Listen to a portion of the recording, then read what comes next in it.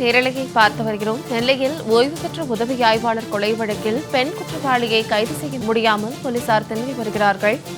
நெல்லையில் ஓய்வு பெற்ற உதவியாளர் கொலை வழக்கில் பெண் குற்றவாளியை கைது செய்ய முடியாமல் போலீசார் திணறி வருகிறார்கள்.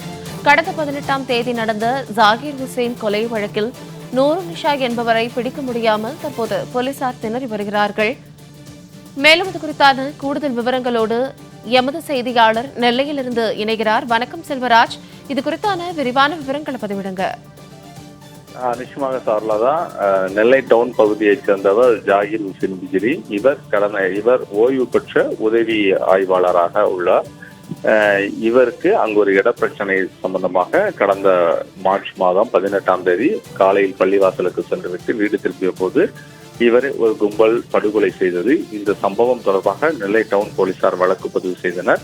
இந்த வழக்கு தொடர்பாக 3 பேர் ஏற்கனவே காவல் நிலையத்தில் கைது செய்யப்பட்டனர். 2 பேர் நீதிமன்றத்தில் சரணடைந்துள்ளார்கள். மேலும் இந்த வழக்கில் முக்கிய குற்றவாளியாக பெண் குற்றவாளியாக இருக்கிற நூர் நிஷாவை போலீசார் இன்னும் பிடிக்க முடியாமல் திணறிக் கொண்டு வருகிறார்கள். கிட்டத்தட்ட 15 நாட்கள் ஆகியும் நூர் நிஷாவை பிடிப்பதற்காக கேரளா மாநிலத்தில் தனிப்படையினர் முகாமிட்டு அவரை பல்வேறு இடங்களில் தங்கள் தேடி வந்த போதிலும் அவர் போலீஸில் சிக்கவில்லை. மேலும் இது தொடர்பாக 3 தனிப்படைகள் அமைக்கப்பட்டும் இந்த தனிப்படை போலீசார் தொடர்ந்து 15 தினங்களாக நூர் நிஷாவை தேடிக் கொண்டு வருவதுதான் தற்போது நடைபெற்றுக் கொண்டு வந்து வருகிறது.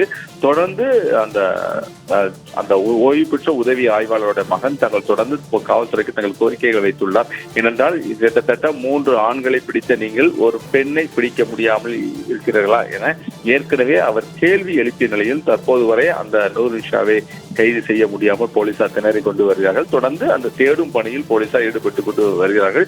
விரைவாக அவரை கைது செய்யப்பட வேண்டும் என்பதுதான் ஓய்வு பெற்ற உதவி ஆய்வாளர் குடும்பத்தினர் தங்களுடைய போலீசாருக்கு தங்கள் கோரிக்கைகளை வைத்துள்ளார்கள். சார்லதான். விரிவான விவரங்களுக்கு நன்றி செல்வராஜ்.